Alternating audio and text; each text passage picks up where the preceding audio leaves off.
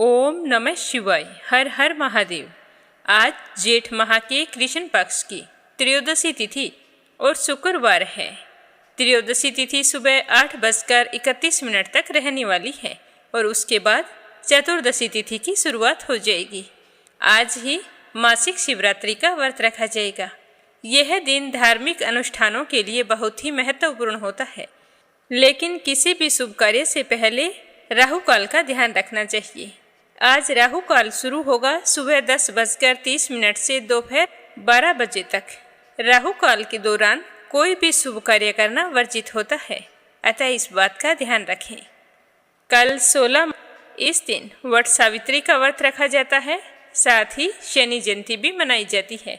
अब की बार शनिवार और शनि जयंती एक ही दिन रहने के कारण की बार शनि जयंती शनिवार के दिन पड़ रही है, तो यह बहुत ही शुभ संयोग माना जा रहा है। जो भी बहन वट सावित्री का व्रत करती हैं, वो अपने व्रत की तैयारी अच्छे से कर लें और कल शुभ मुहूर्त में कथा सुनकर बरगद के पेड़ की पूजा करें। अपने अखंड सौभाग्य और घर परिवार की सुख सलामती की कामना करें। तो ये थी छोटी सी जानकारी। अब अपने शुभारंभ करते हैं आज की कथा का। बोलो गणेश जी महाराज की जय हो। गणेश जी भगवान की 2 पत्नियां हैं, जिनके नाम रिद्धि और सिद्धि हैं। रिद्धि सिद्धि प्रजापति विश्वकर्मा की पुत्रियां हैं। सिद्धि से क्षेम और रिद्धि से लाभ नाम के 2 पुत्र हुए, जिन्हें शुभ और लाभ के नाम से जाना जाता है। संतोषी माता भी गणेश जी भगवान की पुत्री हैं। गणेश जी के पोते आमोद और प्रमोद हैं, जबकि तुष्टि और पुष्टि गणेश जी की पुत्र वधू बताई गई है। कहा जाता है कि एक बार तुलसी ने गणेश जी से विवाह करने का प्रस्ताव रखा, तो गणेश जी ने यह प्रस्ताव ठुकरा दिया, जिससे तुलसी नाराज हो गई और गणेश जी को श्राप दिया कि तुम्हारे 2 विवाह होंगे। तो भगवान गणेश जी ने भी गुस्से में तुलसी को श्राप दे दिया कि तुम्हारा विवाह किसी असुर से होगा। तब तुलसी वृंदा के रूप में जन्मी और उनका विवाह जलंधर से हुआ और गणेश जी का विवाह रिद्धि सिद्धि से हुआ। यह भी कहा जाता है कि पितामह ब्रह्मा जी ने रिद्धि और सिद्धि को शिक्षा प्राप्ति के लिए गणेश जी के पास भेजा था।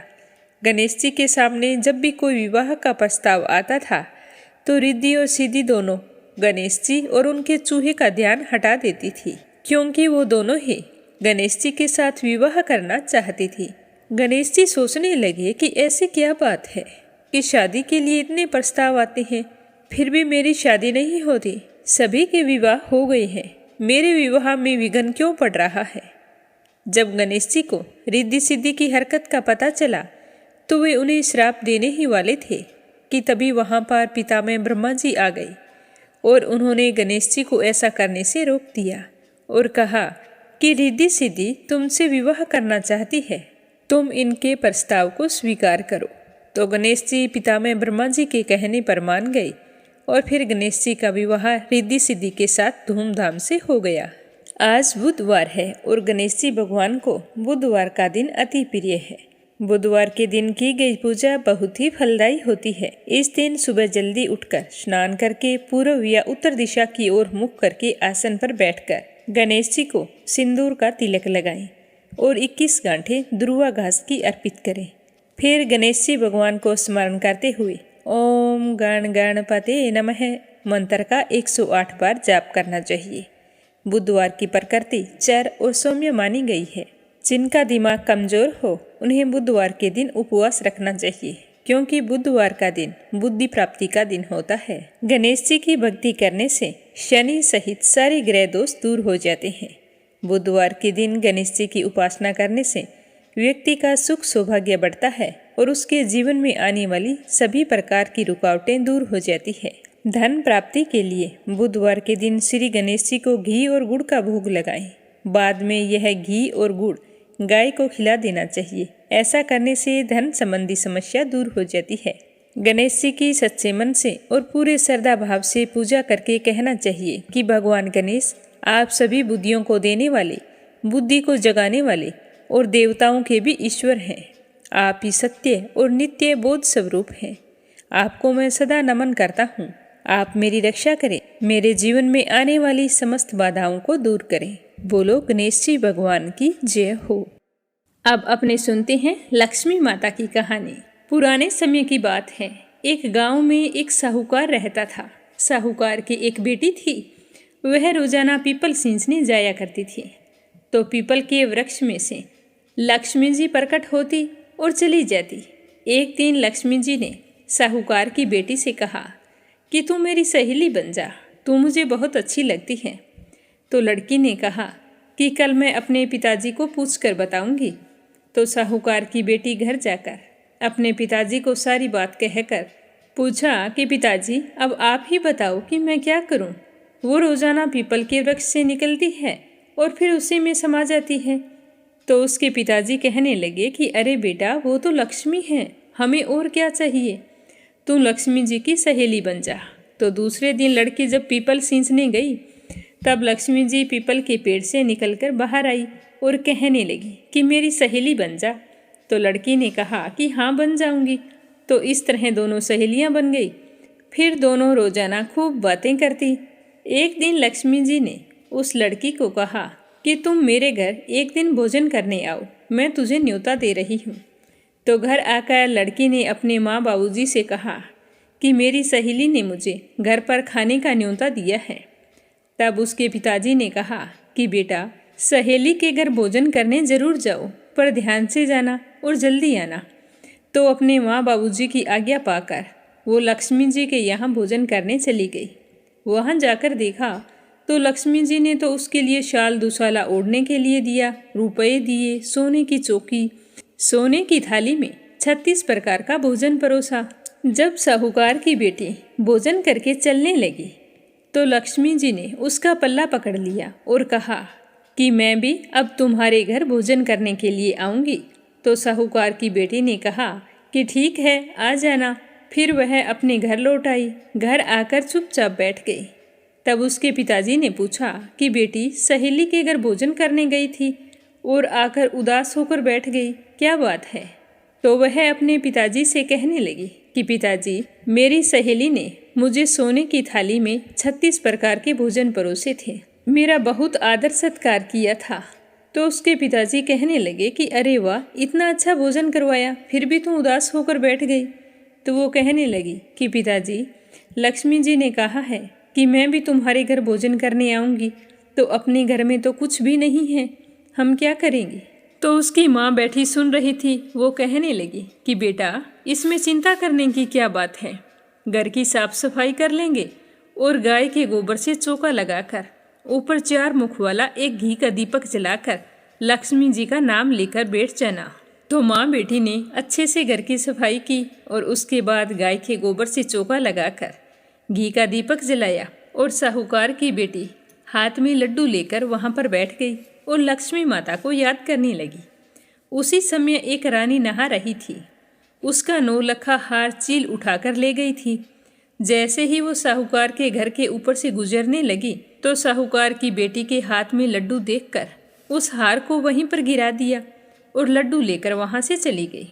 तो इतना कीमती हार देखकर साहूकार की बेटी बहुत ही खुश हुई। अब माँ बेटी हार को लेकर बाजार में गई और सुनार के पास ले जाकर हार को बेचने के लिए दे दिया। तो सुनार ने कहा कि आपको क्या चाहिए? तब वह लड़की कहने लगी कि सोने की चौकी, सोने का थाल, साल दुसाला दे दो, मुहरें दे दो और 36 प्रकार के भोजन बन जाए, इतनी सामग्री मंगवा दो। तो सुनार ने उन्हें सारी चीज़ों की व्यवस्था कर दी। तो माँ बेटी खुशी खुशी घर आ गई। घर आकर रसोई तैयार की। जब सारी तैयारी हो गई तो हाथ जोड़कर साहूकार की बेटी कहने लगी कि गणेश जी, लक्ष्मी जी को लेकर आओ। तो आगे आगे गणेश जी और पीछे पीछे लक्ष्मी जी आई। तो उन्होंने उनके आगे चौकी रख दी और कहा कि सहेली, चौकी पर बैठ जा। तो साहूकार की बेटी की बात सुनकर लक्ष्मी माता कहने लगी कि मैं चौकी पर तो राजा रानी के यहाँ पर भी नहीं बैठी, किसी के नहीं बैठी। तो वह लड़की बड़ी ही मासूमियत से कहने लगी कि बहन, किसी के घर नहीं बैठी होगी, पर मेरे यहाँ तो बैठना पड़ेगा। तो लक्ष्मी जी चौकी पर बैठ गई। तो यह देखकर साहूकार की बेटी बहुत ही प्रसन्न हुई और उसने अपनी सहेली की खूब खातिरदारी की। जैसे लक्ष्मी माँ ने की थी वैसे ही उसने की। तो इतना सेवा भाव देखकर लक्ष्मी माता उस पर बहुत ही खुश हुई तो माता रानी के प्रभाव से उसके घर में खूब रुपया और धन वैभव हो गया। तो यह देखकर साहूकारनी और उसकी बेटी सारे के सारे बहुत ही खुश हुए और गणेश जी भगवान लक्ष्मी माता का जयकारा लगाने लगे। हे लक्ष्मी माता, जैसे आपने साहूकार की बेटी को धन वैभव दिया, वैसा सबको देना। जो भी आपकी इस कथा को सुने उसके घर में सुख समृद्धि का वास करना। बोलो लक्ष्मी माता की जय हो। अब अपने सुनेंगे ध्रुव तारे की कथा कि राजा उत्तानपाद का बेटा ध्रुव कि आसमान में तारा बनकर कैसे रहने लगा। तो आज प्रस्तुत है इससे जुड़ी हुई पौराणिक कथा। विष्णु पुराण के अनुसार प्राचीन समय में उत्तानपाद नाम का एक राजा रहता था। उसके 2 पत्नियां थीं। एक का नाम था सुनीति और दूसरी का नाम था सुरुचि। बालक ध्रुव सुनीति का पुत्र था और सुरुचि के पुत्र का नाम उत्तम था। सुरुचि चाहती थी कि उसका पुत्र उत्तम ही उत्तराधिकारी बने। इस कारण सुरुचि ध्रुव और सुनीति दोनों से ईर्ष्या करती थी। सुनीति सुरुचि से बड़ी थी, उसका बेटा ध्रुव भी उत्तम से बड़ा था। ऐसे में उत्तराधिकारी बनने का अधिकार ध्रुव को था, लेकिन सुरुचि अपने बेटे उत्तम को उत्तराधिकारी बनाना चाहती थी, जो कि कभी संभव नहीं था। तो एक दिन की बात है कि ध्रुव अपने पिता उत्तानपाद की गोद में जाकर बैठा तो यह देखकर सुरुचि को गुस्सा आ गया। उसने उसे यह कहकर गोद से खड़ा कर दिया कि तुम इसके लायक नहीं हो। पिता की गोद में बैठने के लायक तो मेरा बेटा उत्तम है। तो यह सुनकर ध्रुव को बहुत ही दुख हुआ। वह दुखी होकर अपनी माँ के पास आया और सारी बात बताई और पूछने लगा कि माँ, मुझे पिता की गोद में बैठने का अधिकार क्यों नहीं है? छोटी माँ कहती है कि पिता की गोद में बैठने का अधिकार तो उत्तम को है। तो सुनिधि अपने बेटे की बात सुनकर मन ही मन दुखी तो बहुत हुई, पर अपने बेटे से कुछ नहीं कहा। वो कहने लगी कि बेटा, अगर गोद में बैठना है तो नारायण की गोद में बैठो ना, वो सबके पिता हैं।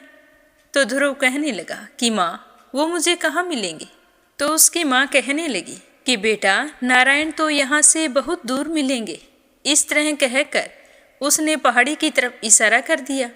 यह सुनकर ध्रुव घर छोड़कर अकेला ही भगवान नारायण की तलाश में चल पड़ा। चलते चलते रास्ते में उसे नारद मुनि मिल गए और उन्होंने ध्रुव को रोका और पूछा कि बेटा, तुम कहाँ जा रहे हो? तो ध्रुव नहीं रुका। ध्रुव ने नारद मुनि को प्रणाम करके कहा कि आप मुझे भगवान नारायण से मिलने का रास्ता बताइए। तो छोटे से बालक के मुख से इस तरह की बात सुनकर नारद मुनि तो हैरान रह गए। फिर कहने लगे कि बालक, तुम धैर्य रखो, नारायण तुम्हें अवश्य मिलेंगे। इसके बाद नारद मुनि ने ध्रुव को ध्यान करने का तरीका बताया कि अगर आप तप करोगे तो ही तुम्हें भगवान मिलेंगे। तो ध्रुव उसी समय भगवान नारायण के ध्यान के लिए बैठ गया। ध्रुव के दृढ़ मनोबल से आसपास के विस्तार में ऊर्जा बढ़ने लगी। ऊर्जा के बढ़ने का आभास आसपास के ऋषि मुनियों को भी हो गया। ऋषि मुनियों को लगा कि कोई महान व्यक्ति ध्यान में लीन है। लेकिन जब सभी मुनि वहां पर पहुंचे तो उस छोटे से बालक ध्रुव को देखकर हैरान हो गए। नारद मुनि ने ध्रुव को ओम नमो भगवते वासुदेवाय नमः मंत्र के जाप की विधि बताई थी। तो ध्रुव ने पूरे 6 माह तक कठिन तपस्या की और बालक ध्रुव के साथ उस दिन जो ऋषि आए थे वो भी 7 ऋषि वहीं पर बैठ गए और कठिन तपस्या करने लगे। तो अंत में भगवान नारायण ने ध्रुव की तपस्या से प्रसन्न होकर दर्शन दिए। भगवान ने कहा कि हे बालक, मैं तुम्हारी तपस्या से बहुत ही प्रसन्न हूँ, कहो तुम्हें क्या चाहिए? तो ध्रुव कहने लगा कि मैं आपकी गोद में बैठना चाहता हूँ, क्योंकि मुझे मेरी छोटी माँ ने अपने पिता की गोद में बैठने नहीं दिया। यह कहकर खड़ा कर दिया कि तुम गोद में बैठने के अधिकारी नहीं हो। गोद में बैठने का अधिकारी तुम्हारा छोटा भाई उत्तम है।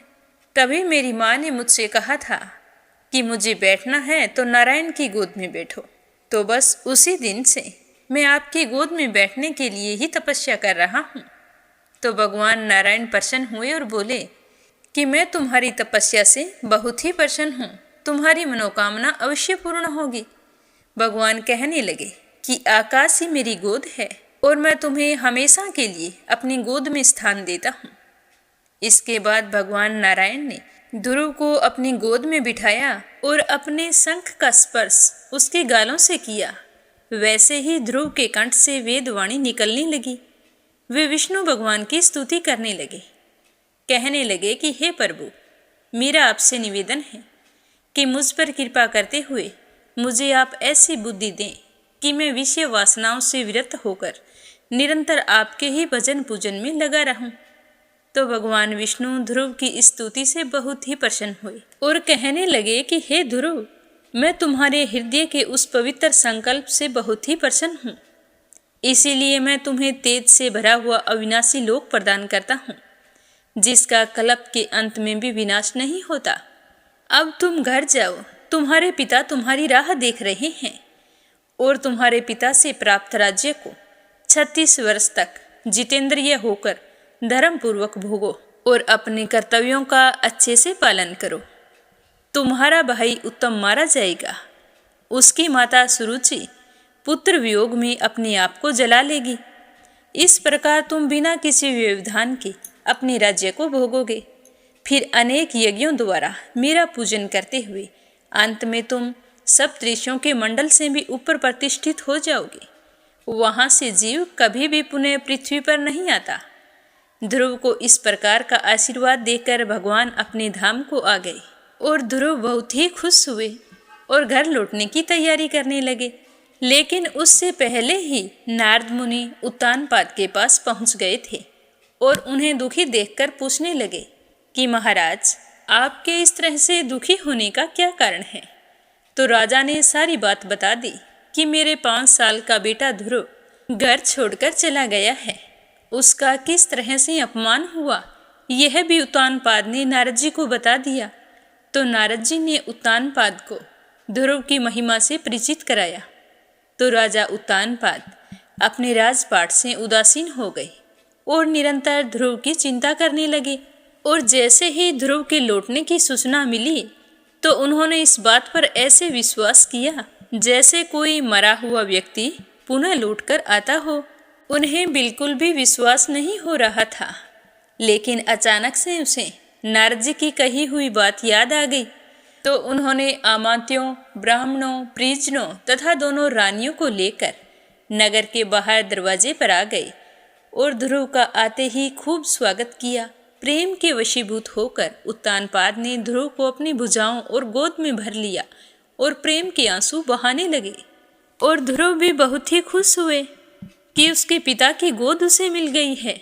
फिर ध्रुव अपने पिता के गले से हटकर अपनी दोनों माताओं को प्रणाम किया और गले से लगाया और फिर अपने छोटे भाई उत्तम को गले से लगाया।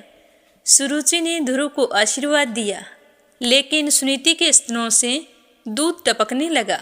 वहां पर उपस्थित सारे नगरवासी ध्रुव और सुनीति की जय जयकार करने लगे और उसके भाग्य की सराहना करने लगे। सारी प्रजा जैसे ध्रुव के सम्मोहन में लीन होकर आनंदित हो उठी। उत्तानपाद ध्रुव के अद्भुत प्रभाव को देखकर चकित रह गए। कुछ समय बीतने के बाद उन्होंने राज्य पर ध्रुव को अभिषिक्त कर दिया और अपनी वृद्धावस्था को देखते हुए अपने कल्याण के लिए वन में तपस्या करने के लिए चले गए। राजगद्दी पर बैठने के बाद ध्रुव ने शिशु कुमार की पुत्री भरमी से विवाह किया और उससे कलप तथा वल नाम के 2 पुत्र उत्पन्न किए। फिर वायु की पुत्री इला से विवाह किया। उसे उत्कल नाम का एक पुत्र हुआ। उस समय ध्रुव का छोटा भाई उत्तम अविवाहित था और एक दिन की बात है कि उत्तम शिकार खेलने के लिए वन में गया हुआ था। तो शिकार खेलते समय किसी यक्ष ने उसे मार डाला। जब उत्तम की मौत की खबर सुरुचि को लगी तो वह बहुत ही दुखी हुई और अपने पुत्र के वियोग में स्वर्ग सिधार गई। और जब ध्रुव को अपने भाई के वध का समाचार मिला तो वे भी बहुत ही क्रोधित हो गई और यक्षों की नगरी अलकापुरी पहुंच गई। उन्होंने शंख ध्वनि करके यक्षों को युद्ध के लिए ललकारा। तो ध्रुव की ललकार सुनकर वीर यक्ष युद्ध भूमि में उतर पड़े और 13 यक्षों ने मिलकर अनेक प्रकार के शस्त्रों से ध्रुव पर भयंकर आक्रमण कर दिया। तो उन यक्षों ने अपने शस्त्रों के नीचे ध्रुव को तो ढक दिया। इससे आकाश में सिद्धगण बहुत ही व्याकुल हो उठे, लेकिन थोड़े ही समय बाद कोहरे की तरह चीर कर ध्रुव जी शस्त्रों को हटाकर बाहर निकल आई और भयंकर वाणों की मार से यक्षों को पराजित कर दिया। लेकिन थोड़ी ही देर में यक्षों ने माया युद्ध आरंभ करके ध्रुव पर पुनः धावा बोल दिया। चारों तरफ प्रचंड आंधी चलने लगी, आकाश बादलों से ढक गया, चारों तरफ अंधकार फैल गया। जब मुनि लोगों ने ध्रुव जी को इस तरह यक्षों की माया से घिरा हुआ देखा तो वे रक्षा के लिए भगवान विष्णु का स्मरण करने लगे और मंगल कामना की प्रार्थना करने लगे। जब ध्रुव ने मुनियों को चिंतित देखा तो नारायण अस्त्र के प्रयोग से जैसे ज्ञान के उदय होने पर अज्ञान नष्ट हो जाता है, वैसे ही अक्षों की आसुरी माया क्षण भर में नष्ट कर दी।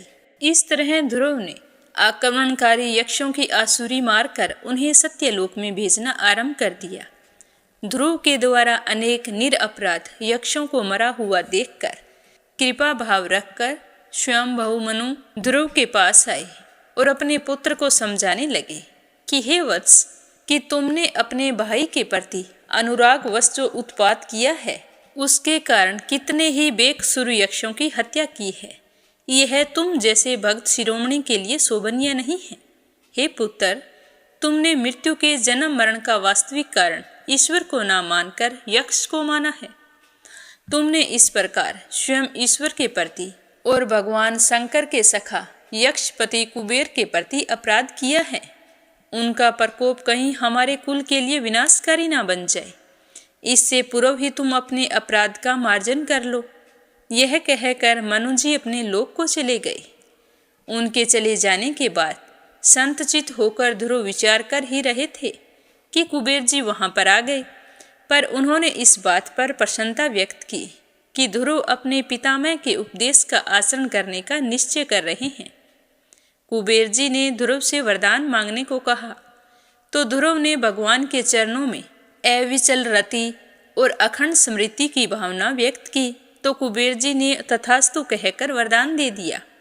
ध्रुव अपनी राजधानी लौट आए और फिर पहले कहे हुए वर्षों तक राज्य करके अपने पुत्र उत्कल को उत्तराधिकारी बनाकर बद्री का आश्रम चले गए। बद्री का आश्रम पहुंचकर ध्रुव जी नहा धोकर स्वच्छ हुए और प्राणायाम द्वारा इंद्रियों को वश में करके भगवान के ध्यान में लीन हो गए।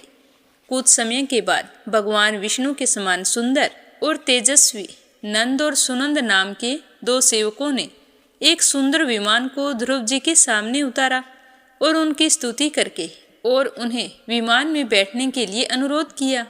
तो विमान में बैठते ही चारों तरफ आनंद का वातावरण फैल गया। तो यह देखकर नारद जी बहुत ही प्रसन्न हुए। इस तरह ध्रुव ने 5 वर्ष की आयु में ही कुछ दिनों में तपस्या करके भगवान को प्रसन्न किया था और उसी तपस्या के लोभ में परम पद को प्राप्त हुए थे।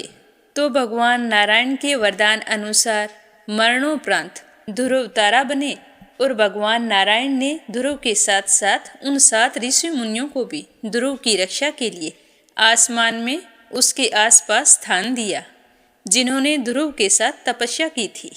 तो ध्रुव के दृढ़ मनोबल के कारण ही आसमान में ध्रुव तारा स्थिर है और कभी भी अपनी जगह से हिलता नहीं है।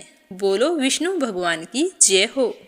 श्रीमद् गीता जी का 17वां अध्याय और उसका महात्म्य श्रद्धा भाव से सुनते रहना। अर्जुन ने पूछा कि हे श्री कृष्ण, जो शास्त्र विधि को छोड़ श्रद्धा के साथ पूजन करते हैं, उनकी निष्ठा किस प्रकार की है? सात्विकी है अथवा राजसी है अथवा तामसी है? तो श्री कृष्ण भगवान बोले कि प्राणियों के स्वभाव से ही सात्विकी, राजसी और तामसी ये 3 प्रकार की श्रद्धा है। सो ध्यानपूर्वक सुनो। हे अर्जुन, सबकी श्रद्धा अपनी प्रकृति के अनुसार होती है। पुरुष श्रद्धा में है, जिसको जैसी श्रद्धा होती है वो वैसा ही होता है। सात्विकी पुरुष देवताओं को पूजते हैं, रजोगुणी यक्ष राक्षसों को पूजते हैं, तामसी जन भूत प्रेतों को पूजते हैं। जो लोग कपट, अहंकार, काम, विषय अनुराग और आग्रह मुक्त शास्त्र में ना कहा हुआ उग्र तप करते हैं, मूर्खता से न केवल अपने शरीर आत्मा को बल्कि मुझे भी कष्ट देते हैं, उन्हें निश्चय ही पूर्व आसुरी जानिए। प्रत्येक को 3 प्रकार का आहार प्रिय है। उसी तरह यज्ञ, तप और दान भी 3 प्रकार के हैं, जिनके भेद सुनिए। आयु, सत्यबल, आरोग्य, सुख और प्रीति को बढ़ाने वाले रसघृत युक्त पोषक और आनंददायक आहार सात्विकों को प्रिय है। कड़वे, खट्टे, नमकीन, गरम, तीखे, रूखे, चरपरे तथा दुख, शोक और रागजनक भोजन राजसी लोगों को प्रिय है। पहरों का रखा हुआ, अनीरस, दुर्गंध युक्त, बासी, उच्छिष्ट, अपवित्र भोजन तामस लोगों को अच्छा लगता है। यज्ञ करना ही है ऐसा मन को दृढ़ करके फल की इच्छा बिना विधि पूर्वक जो यज्ञ किया जाता है वही सात्विक है। हे भारत, श्रेष्ठ फल की कामना से और लोक दिखाने के लिए जो यज्ञ करता है उसे राजस जानो। शास्त्र की विधि से हीन, अन्नदान रहित, मंत्रहीन और बिना श्रद्धा के किया हुआ यज्ञ तामस कहलाता है। देवता, द्विज गुरु और विद्वान इसका पूजन, पवित्रता, सरलता, ब्रह्मचर्य और अहिंसा का आचरण करना शारीरिक तप है। जिस वाक्य से किसी का दिल ना दुखे, सत्य प्रिय हितकारी भाषण, स्वाध्याय का अभ्यास वाचिक तप है। मन की प्रसन्नता, चित्त की शांति, मौन, आत्मनिग्रह और निष्कपट रहना यह मानसिक तप है। यह 3 प्रकार का तप यदि श्रद्धा से फल की इच्छा त्याग कर और योग युक्त होकर किया जाए तो सात्विक तप कहलाता है। जो अपना आदर और बड़ाई करने के लिए दम्भ पूर्वक किया जाता है वह अनर्त्य क्षणिक तप राजस है। जो दुराग्रह से आत्मा को कष्ट देकर वह दूसरों के नाश के लिए किया जाता है उसे तामस तप कहते हैं।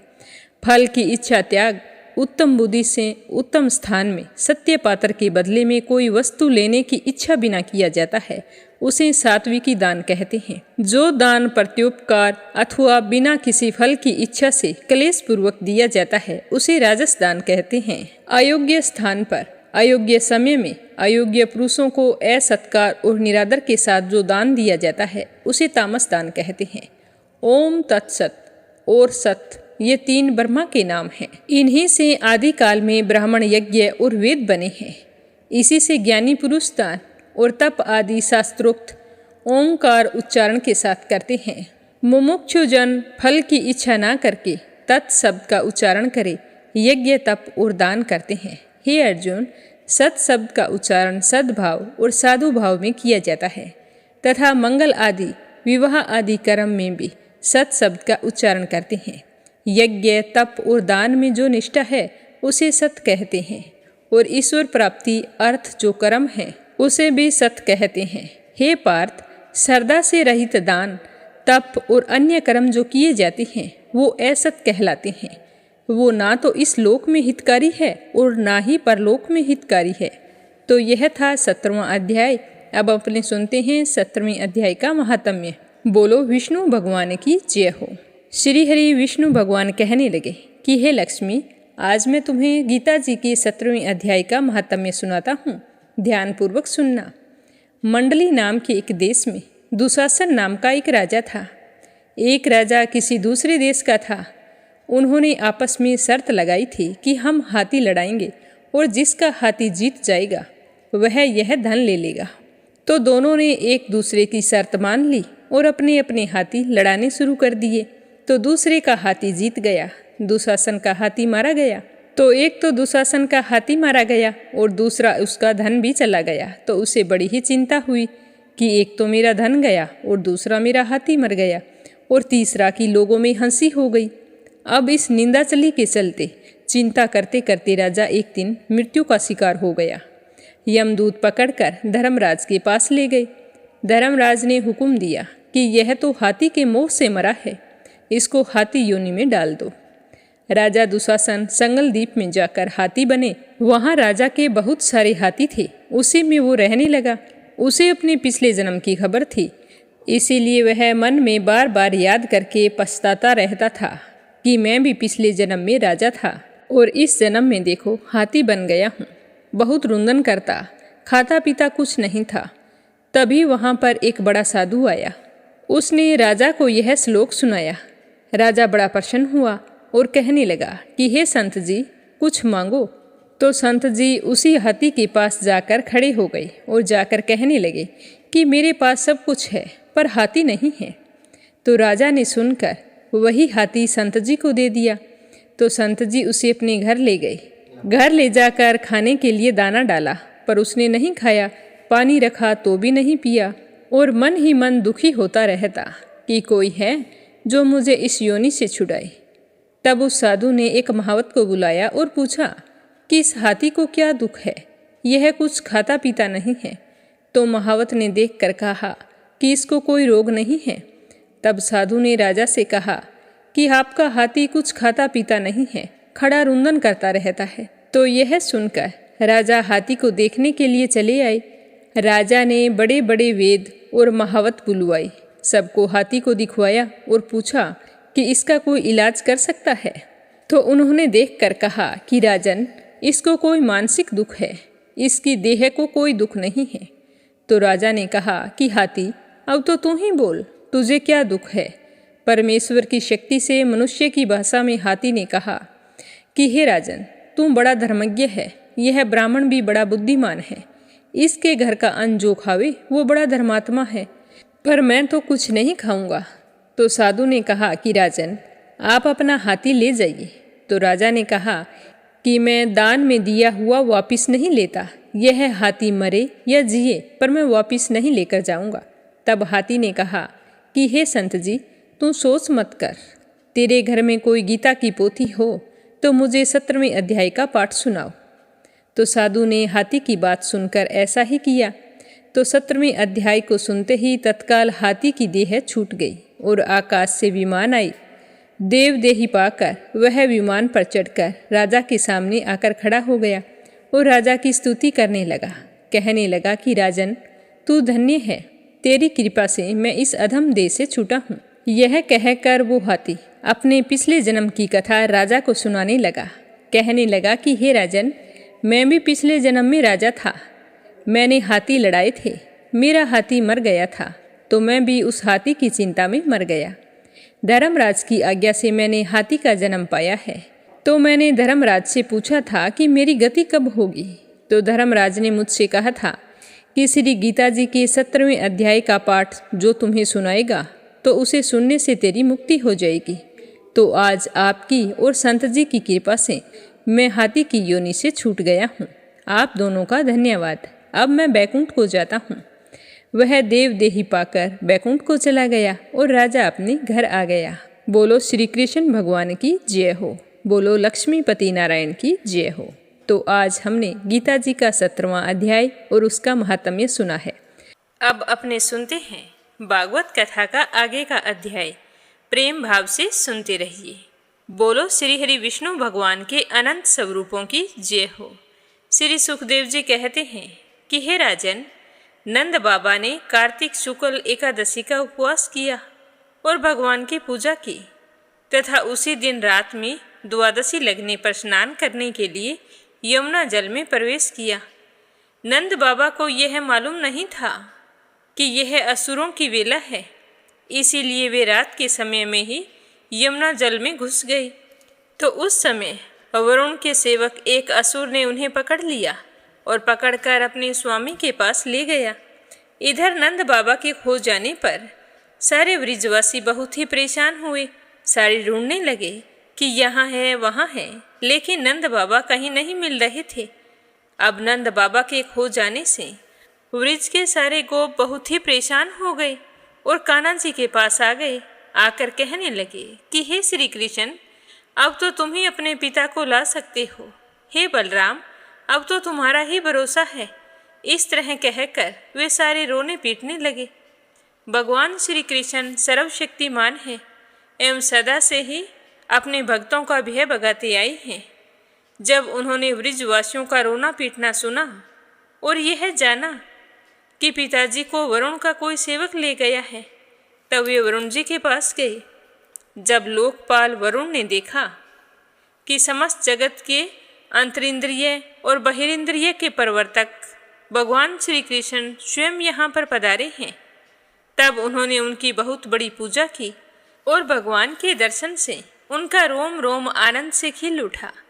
इसके बाद उन्होंने भगवान से निवेदन किया कि हे प्रभु, आज मेरा शरीर धारण करना सफल हो गया, क्योंकि आपके दर्शन जो हो गए हैं। आज मुझे संपूर्ण पुरुषार्थ प्राप्त हो गया, क्योंकि आज मुझे आपके चरणों की सेवा का शुभ अवसर प्राप्त हुआ है।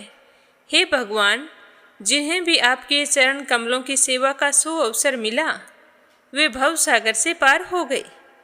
आप भक्तों के भगवान, वेदांतियों के ब्रह्मा और योगियों के परमात्मा हैं। आपके स्वरूप में विभिन्न लोक सृष्टियों की कल्पना करने वाली माया नहीं है, ऐसी श्रुतियाँ कहती है। मैं आपको नमस्कार करता हूँ। हे प्रभु, मेरा यह सेवक बड़ा मूढ़ और अनजान है। वह अपने कर्तव्य को भी नहीं जानता है। वही आपके पिताजी को ले आया है। आप कृपा करके उसका अपराध क्षमा कर दीजिए। हे गोविंद, मैं जानता हूँ कि आप अपने पिता के प्रति बड़ा प्रेम भाव रखते हैं। ये आपके पिता हैं, आप इन्हें ले जाइए। परंतु हे भगवान, आप सबके अंतर्यामी तथा सबके साक्षी हैं। इसीलिए विश्व विमोहन श्री कृष्ण, मैं आपका दास हूँ और आप मुझ पर भी अपनी कृपा बरसाइए। इस तरह कहते हुए सुखदेव जी बताने लगे कि हे राजन, भगवान श्री कृष्ण ब्रह्मा आदि ईश्वरों के भी ईश्वर हैं। लोकपाल वरुण ने इस प्रकार उनकी स्तुति करके उन्हें प्रसन्न किया और फिर कान्हा जी अपने पिता नंद जी को लेकर वृज में चले गए और वृजवासी नंद बाबा को सकुशल आया देखकर बहुत ही खुश हुए और एक दूसरे को बधाइयाँ बांटने लगे। नंद बाबा ने वरुण लोक में लोकपाल के इंद्रियातीत ऐश्वर्य और सुख संपत्ति को देखा तथा यह भी देखा था कि वहाँ के निवासी उनके पुत्र श्री कृष्ण के चरणों में झुक झुक कर प्रणाम कर रहे हैं, तो उन्हें बड़ी ही हैरानी हुई। और फिर उन्होंने वृज में आकर अपने सगे संबंधियों, जाति भाइयों को यह सारी बातें कह सुनाई। अब भगवान के प्रेमी गोप यह सुनकर ऐसा समझने लगे कि ये तो स्वयं भगवान हैं।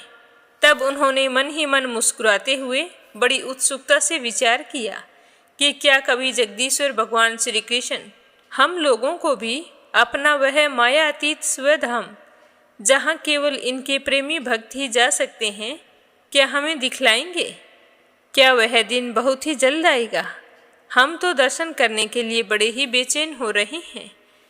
भगवान श्री कृष्ण तो अंतर्यामी हैं, भला उनसे यह बात कैसे छिपी रहती? वे अपने आत्मीय गोपों की यह अभिलाषा जान गए और उनका संकल्प सिद्ध करने के लिए कृपा से भरकर इस प्रकार सोचने लगे कि इस संसार में जीव अज्ञानवश शरीर में आत्म बुद्धि करके भांति भांति की कामना और उनकी पूर्ति के लिए नाना प्रकार के कर्म करता है। फिर उनके फलस्वरूप देवता, मनुष्य, पशु पक्षी आदि ऊंची नीची योनियों में भटकता फिरता है। अपनी असली गलती को, आत्म स्वरूप को वह नहीं पहचान पाता है। परम दयालु भगवान श्री कृष्ण ने इस प्रकार सोचकर उन गोपों को माया अंधकार से अतीत अपना परम धाम दिखला दिया। भगवान ने पहले उनको उस ब्रह्मा का साक्षात्कार करवाया, जिसका स्वरूप सत्य, ज्ञान, अनंत, सनातन और ज्योति स्वरूप है, तथा समाधि निष्ठ गुणातीत पुरुष जिसे देख पाते हैं। जिस जलाशय में अक्रूर को भगवान ने अपना स्वरूप दिखलाया था, उसी ब्रह्मा स्वरूप में भगवान उन गोपों को ले गए। वहाँ उन लोगों ने उस जल में डुबकी लगाई और वे ब्रह्मार्ध में प्रवेश कर गए। तब भगवान ने उसमें से उनको निकालकर अपने परम धाम का दर्शन करवाया।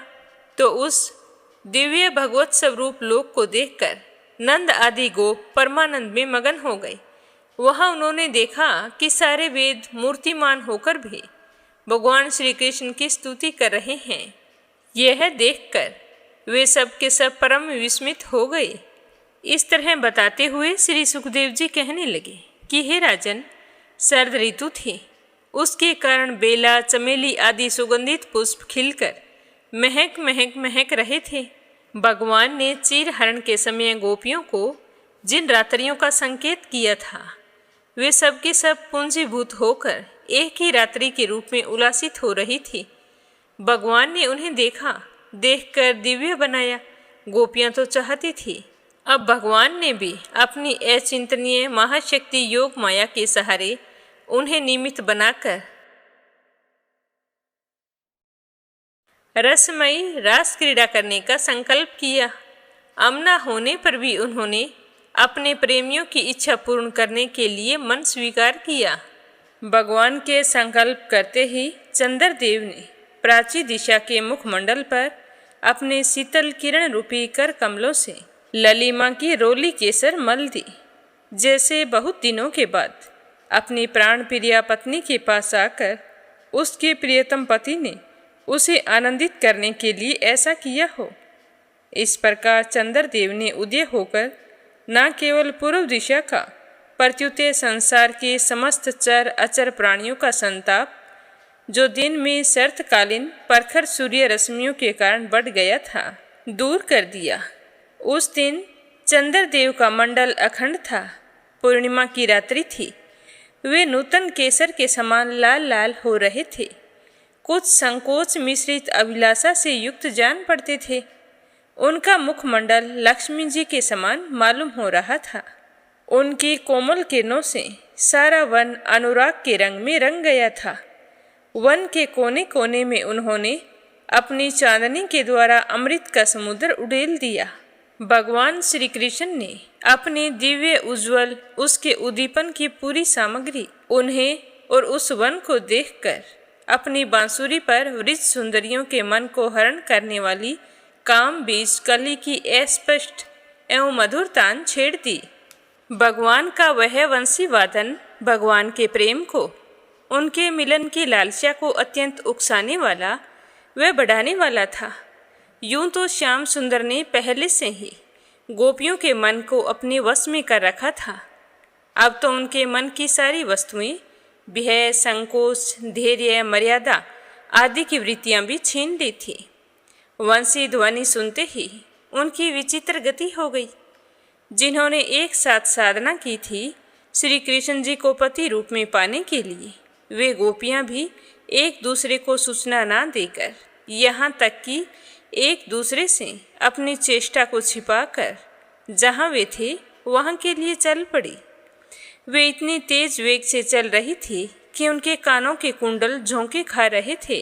वंशी ध्वनि सुनकर जो गोपियाँ दूध दूह रही थी, वे अत्यंत उत्सुकतावश दूध दूहना छोड़कर चल पड़ी, और जो चूल्हे पर दूध गर्म कर रही थी, वे उफनते हुए दूध को छोड़कर चल पड़ी, और जो लापसी पका रही थी, वे पकती हुई लापसी को बिना उतारे ज्यों की त्यों चूल्हे के ऊपर ही छोड़कर वहाँ से चल पड़ी, और जो अपने घर वालों को भोजन परोस रही थी, वे परोसना छोड़कर, और जो छोटे छोटे बच्चों को दूध पिला रही थी, वे उन्हें दूध पिलाना छोड़कर, और जो अपने पतियों की सेवा कर रही थी, वे सेवा छोड़कर, और जो स्वयं भोजन कर रही थी, वे भोजन करना छोड़कर अपने प्यारे श्री कृष्ण जी के पास चल पड़ी।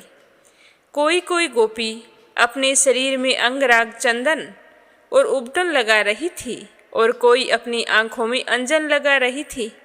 वे उन्हें छोड़कर तथा उल्टे पलटे वस्त्र धारण करके कान्हा जी के पास चल पड़ी।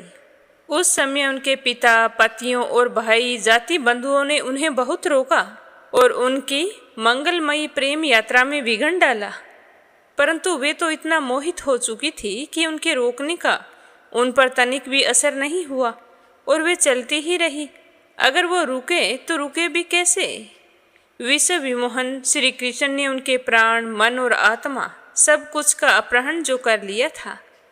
हे राजन, उस समय कुछ गोपियां घरों के अंदर थी, उन्हें बाहर निकलने का मार्ग नहीं मिला। तब उन्होंने अपने नेत्र बंद कर लिए और बड़ी तन्मयता से श्री कृष्ण के सौंदर्य, माधुर्य और लीलाओं का ध्यान करने लगी। अपने परम प्रियतम श्री कृष्ण के अस्थायी विरह की तीव्र वेदना से उनके हृदय में इतनी उथल पुथल मच गई थी, इतनी व्यथा हो रही थी, इतनी जलन हो रही थी कि उनमें जो कुछ अशुभ संस्कारों का लेस मात्र अवशेष था वह भस्म हो गया। इसके बाद वो तुरंत ही ध्यान में लग गई। ध्यान में उनके सामने भगवान श्री कृष्ण प्रकट हो गए और उन्होंने मन ही मन बड़े प्रेम से, बड़े आवेग से उनका आलिंगन किया। उस समय उन्हें इतना सुख, इतनी शांति मिली कि उनके सब के सब पुण्य के संस्कार एक साथ ही क्षीण हो गए। इस तरह बताते हुए श्री सुखदेव जी कहने लगे कि हे राजन, यद्यपि उनका उस समय श्री कृष्ण के प्रति जार भाव भी था, तथापि कहीं सत्य वस्तु भी भाव की अपेक्षा रखती है। जिन्होंने जिनका आलिंगन किया, चाहे किसी भी भाव से किया हो, वे स्वयं परमात्मा ही थे। इसीलिए उन्होंने पाप और पुण्य रूप कर्म के परिणाम से बने हुए गुणमय शरीर का परित्याग कर दिया। भगवान की लीला में सम्मिलित होने के योग्य दिव्य अप्राकृत शरीर प्राप्त कर लिया। इस शरीर से भोगे जाने वाले कर्म बंधन तो ध्यान के समय ही छिन्न भिन्न हो चुके थे। तो यह सुनकर राजा परीक्षित पूछने लगे कि हे भगवान, गोपियाँ तो भगवान श्री कृष्ण को केवल अपना परम प्रियतम ही मानती थी, उनका उनमें ब्रह्मा भाव भी नहीं था। इस प्रकार उनकी दृष्टि प्राकृत गुणों में ही आसक्त दिखती थी। ऐसी स्थिति में उनके लिए गुणों के प्रवाह रूप इस संसार की निवृत्ति कैसे संभव हुई? तो राजा परीक्षित की बात सुनकर श्री सुखदेव जी कहने लगे कि हे राजन, मैं तुमसे पहले ही कह चुका हूँ कि चेतीराज शिशुपाल भगवान के प्रति द्वेष भाव रखने पर भी अपने प्राकृत शरीर को छोड़कर अप्राकृत शरीर से उनका पार्षद हो गया था। ऐसी स्थिति में जो समस्त प्रकृति और उसके गुणों से अतीत भगवान श्री कृष्ण की प्यारी है और उनसे अनन्य प्रेम करती है, वे गोपियाँ उन्हें प्राप्त हो जाए तो इसमें कौन सी आश्चर्य की बात है? हे राजन, वास्तव में भगवान प्रकृति संबंधी वृद्धि विनाश परमाण पर में गुण गुणी भाव से रहित हैं। वे अचिंतनीय, अनंत, अप्राकृत, परम कल्याण स्वरूप गुणों के एकमात्र आश्रय हैं। उन्होंने यह जो अपने को तथा अपनी लीला को प्रकट किया है, उसका प्रयोजन केवल इतना ही है कि जीव उसके सहारे अपना परम कल्याण संपादन करे। इसलिए भगवान से केवल संबंध हो जाना चाहिए। वह संबंध चाहे जैसा हो, काम का हो, क्रोध का हो या भय का हो, स्नेह, नातेदारी या सौहार्द का हो, चाहे जिस भाव से भगवान में नित्य निरंतर अपनी वृत्तियाँ जोड़ दी जाए, वे भगवान से ही जुड़ती हैं। इसीलिए वृत्तियाँ भगवान में हो जाती है और उस जीव को भगवान की प्राप्ति हो जाती है। तो आज की कथा को यहीं पर विराम देते हैं। इससे आगे क्या हुआ यह अपने सुनेंगे कल की कथा में। प्रेम भाव से सुनने के लिए आप सभी का बहुत बहुत धन्यवाद। अब अपने सुनते हैं बांके बिहारी की कथा। बहुत ही पुरानी बात है कि वृंदावन में बांके बिहारी जी के मंदिर में रोजाना गोसाई बड़े भाव से सेवा करते थे। वह रोज बिहारी जी की आरती करते, भोग लगाते, पूरा दिन इसी तरह देखभाल करके शाम को अंत में बिस्तर लगाकर उन्हें सुला देते और उनके बिस्तर पर 4 लड्डू रख देते, यह सोचकर कि रात में जब भगवान जी को भूख लगेगी तो वो उठकर खा लेंगे। और जब सुबह मंदिर के किवाड़ खोलते तो भगवान के बिस्तर पर प्रसाद बिखरा हुआ मिलता। इसी भाव से वह रोजाना ऐसा करते थे। आज भी उसी भाव से बिहारी जी की सेवा की जाती है। एक दिन की बात है कि बांके बिहारी को शयन कराने के बाद में गोसाई जी 4 लड्डू रखना भूल गए और रात्रि होने पर अपने घर चले गए। पास ही में एक बाबा की दुकान थी, वह उस समय खुली थी। बाबा बंद करने ही वाले थे कि तभी वहां पर एक छोटा सा बालक आया, जिसकी मोटी मोटी कजरारी आंखें और घुंघराले बाल थे। सुंदर श्याम वर्ण था। वह बालक कहने लगा, बाबा, ओ बाबा, मुझको बूंदी के लड्डू दे दो। तो बाबा ने कहा कि लड्डू तो खत्म हो गए हैं, अब तो मैं दुकान बंद करके घर जा रहा हूँ, तू कल आना, जितने लड्डू चाहिए उतने लड्डू तेरे को दे दूंगा। तो बालक कहने लगा कि बाबा, एक बार जाकर देखो तो सही, आपके पास 4 लड्डू रखे हैं, वो 4 लड्डू मुझे दे दो। तो वह बालक इस तरह हट करने लगा।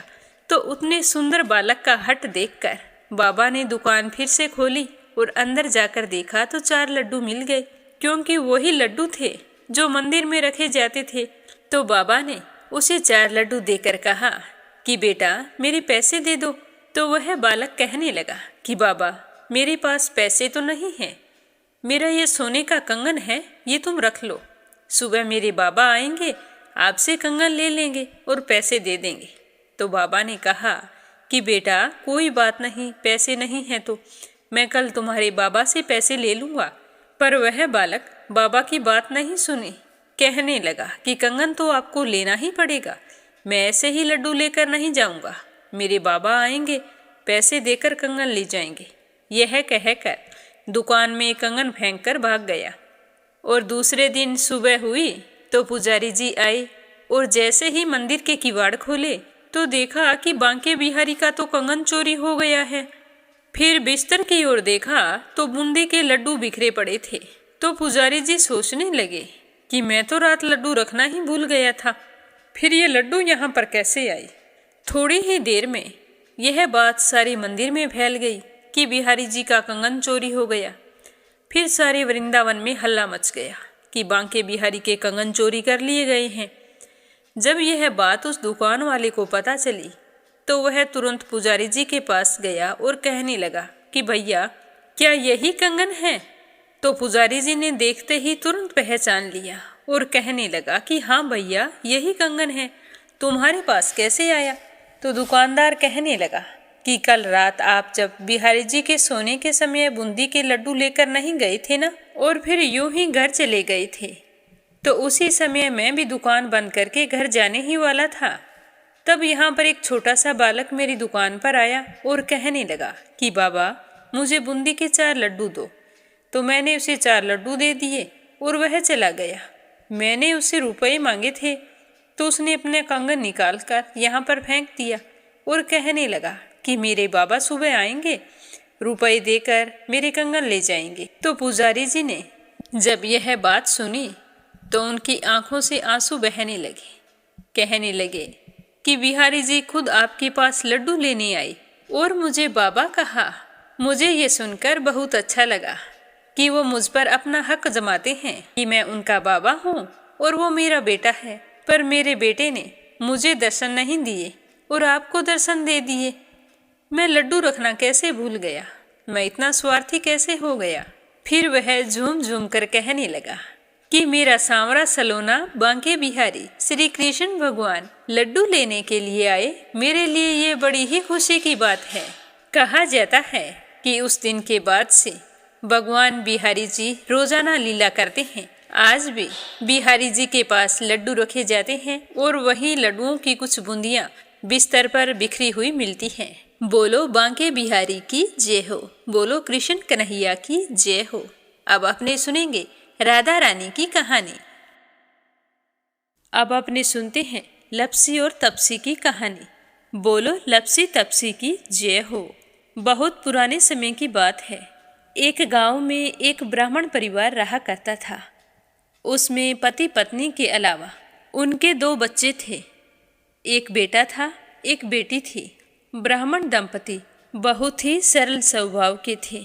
समय मिलने पर प्रभु का स्मरण किया करते थे। उनकी बेटी बहुत ही संस्कारी और सुशील थी, लेकिन उनका बेटा आवारा किस्म का था। वह कोई काम धाम नहीं करता और ना ही कभी अपने माँ बाप का कहना मानता था। समय के साथ दोनों बहन भाई बड़े हो गए। बहन की शादी कर दी गई, पर भाई का वही हाल था। उसके माँ बाप ने उसे समझाया कि बेटा अब हम वृद्ध हो चले हैं, तुम कोई काम किया करो, लेकिन उस पर उनकी बातों का कोई असर नहीं होता था। तो एक दिन ब्राह्मणी अपने पति से कहने लगी कि स्वामी आप बिल्कुल काम छोड़ दीजिए।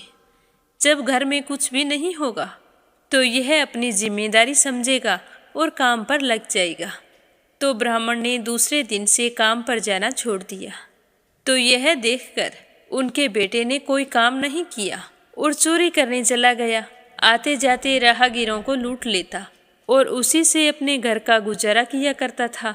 तो उसकी लूटने और चोरी करने की आदत से सारे गांव वाले उसे लपसी कहने लगे।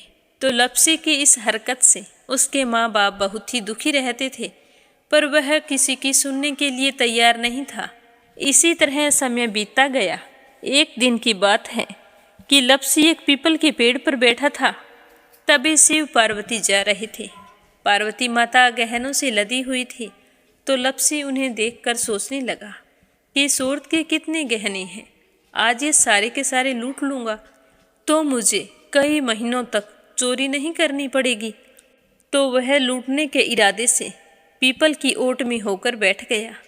जैसे ही शिव पार्वती वहाँ से जाने लगे तो लपसी एकदम से शिव पार्वती के सामने आकर कहने लगा कि जल्दी से जितने सारे गहने पहन रखे हैं उतार दो।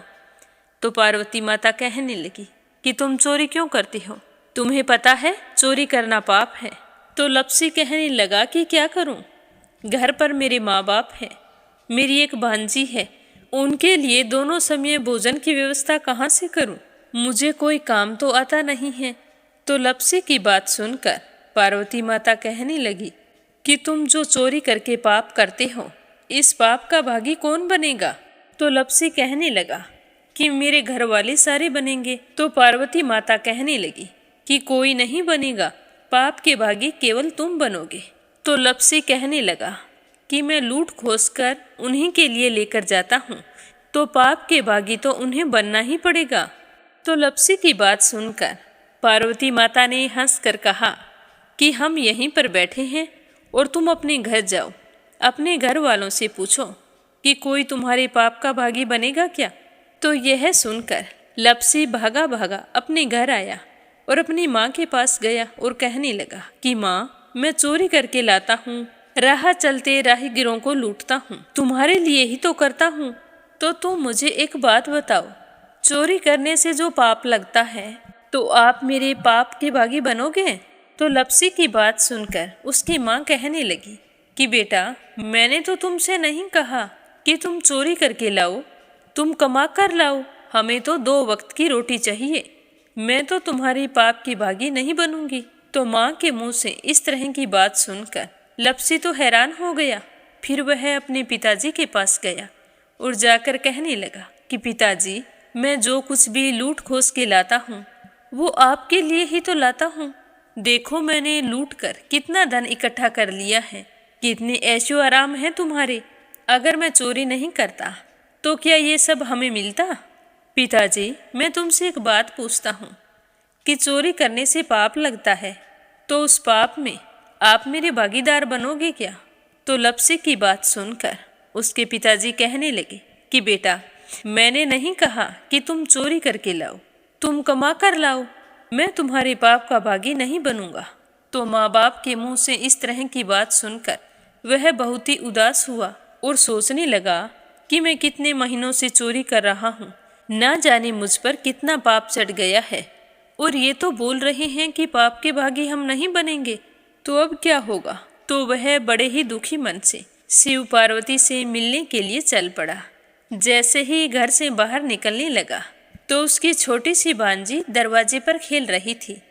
उसे पता नहीं था कि पाप पुण्य क्या होता है, तो वो कहने लगी कि मामा, पाप की भागी मैं बनूंगी। तो उसके इस तरह कहते ही लपसी ने उसे गोद में उठाया और चल पड़ा।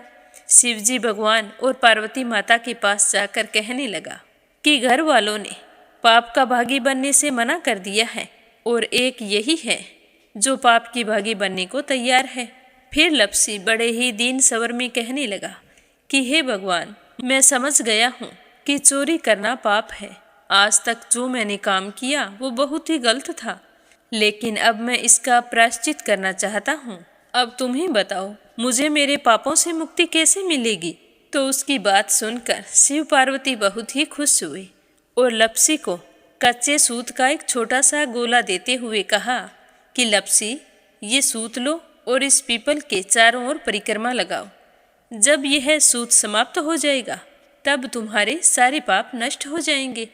तो यह सुनकर लपसी बहुत ही खुश हुआ। सोचने लगा कि छोटा सा गोला है, अभी लपेट कर घर चला जाऊंगा, उसके बाद में कभी कोई पाप नहीं करूंगा। फिर उसने अपनी बांजी को कंधे पर बैठाया और पीपल की परिक्रमा लगानी शुरू कर दी। अब भगवान का वह सूत खत्म कहाँ होने वाला था। लपसी चक्कर लगाता गया पर वह सूत खत्म नहीं हुआ। चक्कर लगाते लगाते 1 महीने, 6 महीने, साल, पूरे 12 साल बीत गए, पर वह सूत खत्म नहीं हुआ। 12 साल बाद एक बार फिर शिव पार्वती जी वहाँ से गुजर रहे थे, तो पार्वती माता ने कहा कि स्वामी चलो लपसी को चलकर देखते हैं। तो शिवजी कहने लगे, वो चोरी करने वाला, लूटने वाला कब का चला गया होगा। तो पार्वती माता कहने लगी कि नहीं स्वामी, चलकर देखने में क्या जाता है, चलो एक बार देखते हैं। तो शिव पार्वती जी जैसे ही पीपल वृक्ष के पास आए तो देखा कि लपसी तो अब भी चक्कर लगा रहा है। वहाँ चारों ओर गहरी खाई हो गई है और लपसी की बड़ी बड़ी दाढ़ी, मूंछें, नाखून बढ़ गए हैं। तो यह देखकर पार्वती माता ने कहा कि देखो स्वामी, आप तो कह रहे थे कि वो कब का ही चला गया, देखो इसके मन में सच्ची भक्ति है। तो पार्वती की बात सुनकर शिवजी ने कहा कि चलो अभी देख लेता हूँ।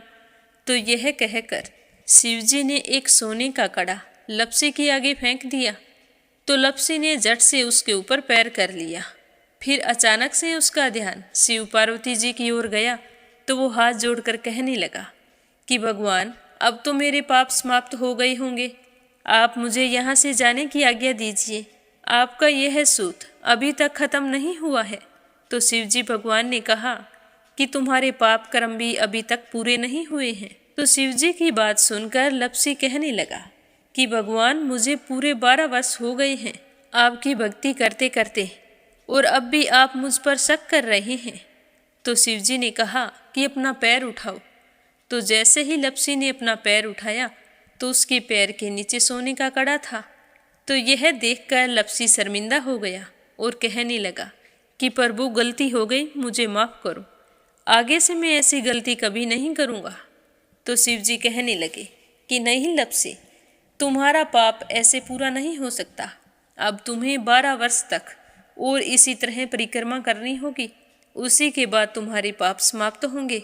यह कहकर शिव पार्वती वहाँ से चले गए और वह फिर से पीपल के पेड़ की परिक्रमा करता रहा। करते करते 12 साल बीत गए। 12 साल बाद में शिव पार्वती जी वहाँ पर आए तो उन्होंने देखा कि आज भी वो वहीं पर चक्कर लगा रहा है। तो शिवजी ने फिर उसके सामने सोने की अंगूठी फेंकी, पर उसने कोई ध्यान नहीं दिया। तो शिवजी भगवान प्रसन्न होकर कहने लगे कि हे लपसी, आज से तुम मेरी तपस्या करके तपसी बन गए हो। मैं तुम्हें वरदान देता हूँ कि तुम अपने जीवन में सारे सुखों को प्राप्त करेगा, और तूने 24 बरस तक मेरी भक्ति की है, इसका फल भी तुझे अवश्य मिलेगा। जो भी औरत गाय और कुत्ते की रोटी नहीं बनाएगी, उसका पुण्य फल तुम्हें मिलेगा। आंगन लीप कर दहलीज नहीं लीपेगी, तो उसका पुण्य फल भी तुझे ही मिलेगा। अगर हमारे घर की बहन बेटी को हम सूट, तीवल या साड़ी भेंट स्वरूप देते हैं, तो साथ में मोली का धागा और कुछ रुपये नहीं देंगे, तो उसका पुण्य फल भी तुम्हें ही मिलेगा। अगर कोई दिए से दिया जलाएगा, तो उसका पुण्य फल भी तुम्हें ही मिलेगा। अगर व्रत और पूजा पाठ में सारी कहानी सुन ले और तुम्हारी कहानी ना सुने, तो उसका पुण्य फल भी तुम्हें ही मिलेगा।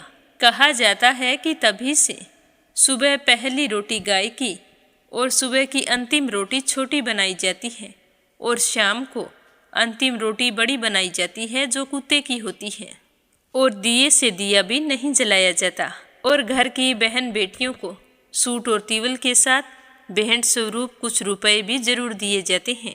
और उसी दिन से हर व्रत कथा के बाद में लपसी तपसी की कहानी जरूर सुनी जाती है, और कथा समाप्त होने पर कहा जाता है कि लपसी का फल लपसी को मिले, तपसी का फल तपसी को मिले। हमारी पूजा पाठ का, हमारे व्रत का और हमारी कहानी का पुण्य फल हमें मिले। बोलो लपसी तपसी की जय हो। तो ये थी लपसी और तपसी की कहानी। लपसी तपसी 2 भाई नहीं थे। लपसी और तपसी एक ही आदमी का नाम था। लूट कर लाता था, इसीलिए उसे लपसी के नाम से पुकारते थे, और फिर भगवान की तपस्या करने के कारण उसे तपसी के नाम से जाना जाने लगा। बोलो लपसी तपसी की जय हो। अब अपने सुनते हैं कथा सुनने वाले प्यारे श्रोताओं के नाम। आज का पहला कमेंट है संजय, सोनिया, हिताक्षी, दीपेश मयंक हरियाणा से। दूसरा है अपराजिता मीना श्रीवास्तव नेपाल से। और तीसरा है आशा शर्मा विष्णु ज्योति अंशु भीलवाड़ा से। परमेश्वरी रघुवीर सिंह निहाल विहार दिल्ली से। संजना राजपूत अहमदाबाद से। श्रीमती यशोदा अंजलि बबली विक्की उड़ीसा से। आशा शर्मा विष्णु ज्योति अंशु भीलवाड़ा से। नीलम जायसवाल हैदराबाद से। आशा अग्रवाल लड्डू मोहित अंकुर अग्रवाल आगरा से। आरती खैरावर अगरखर से। श्रीमती शर्मा अलीगढ़ से। यूएन तिवारी इंदिरा तिवारी लखनऊ से।